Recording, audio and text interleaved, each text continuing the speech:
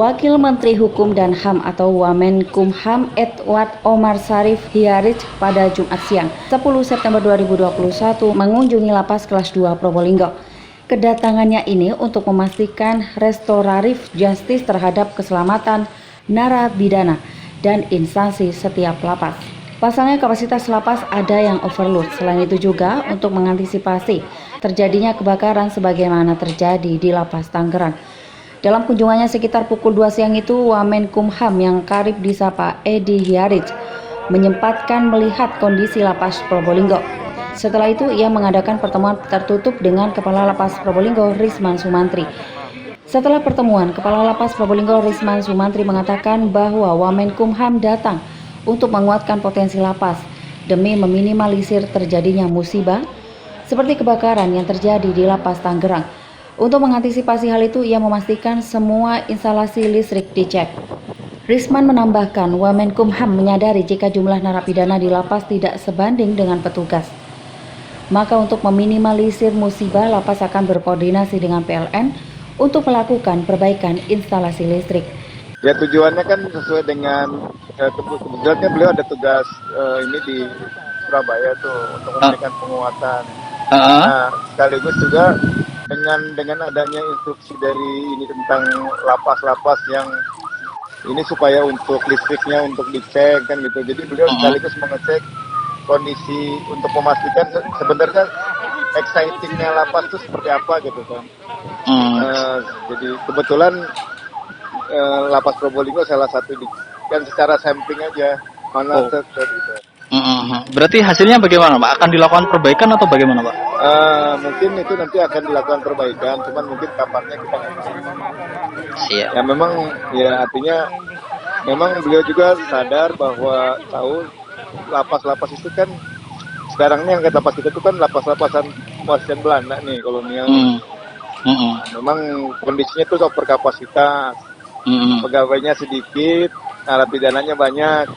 Nah, itu memang itu kan asik tuh. Nah, tapi itu kan faktanya memang seperti itu harus kita hadapi. Nah, cuman untuk meminimalisir ini nanti listrik akan kita koordinasikan dengan pihak PLN. Apakah memang masih layak untuk diterus kalau enggak diperbaiki instalasi. Dilakukan perbaikan instalasinya, Bang ya?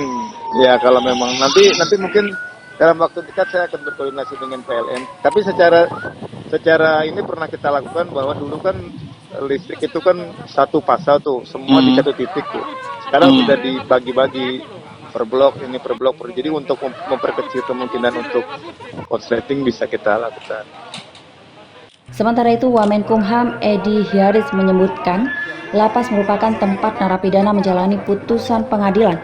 Dari koordinasi bersama Menkumham Yasona Lauli, pihaknya memastikan untuk memitigasi overkapasitas dengan mendistribusikan narapidana ke lapas yang minim penghuni. Dosen Universitas Gadjah Mada itu juga mengaku proporsi petugas lapas dengan penghuni masih tidak sebanding. Kekurangan jumlah petugas masih mencapai 20.000 orang. Kapasitas itu masalah kita bersama, dan lapas itu kan tempat pembuangan akhir.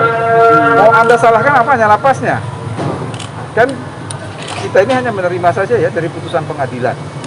Nah, sekarang kemarin sudah dikatakan oleh Pak Menteri untuk memitigasi overkapasitas akan ada distribusi ya narapidana ke lapas-lapas yang penting. Pak, agendanya apa Mas di dalam lapas? Keamanan ya, seperti kemarin yang terjadi kebakaran itu. Anda tahu keamanan kita kurang berapa? Gimana Pak? Dengan jumlah narapidana dan jumlah petugas itu kita masih kekurangan sekitar 20.000. Ya. Untuk fasilitas keamanan sampai terjadi kebakaran kemarin kan artinya kan pemerintah sampai hari ini tidak mempersiapkan itu. Iya, yang namanya bencana itu tidak ada orang yang tahu ya. Jadi saya kira yang juga kebanyakan lapas kita itu kan memang buatan bangunan Belanda ya, yang kemudian memang harus dilakukan segera mengenai pemeriksaan instalasi listrik dan lain sebagainya. Laporan Muhammad Angga, Tada Today TV.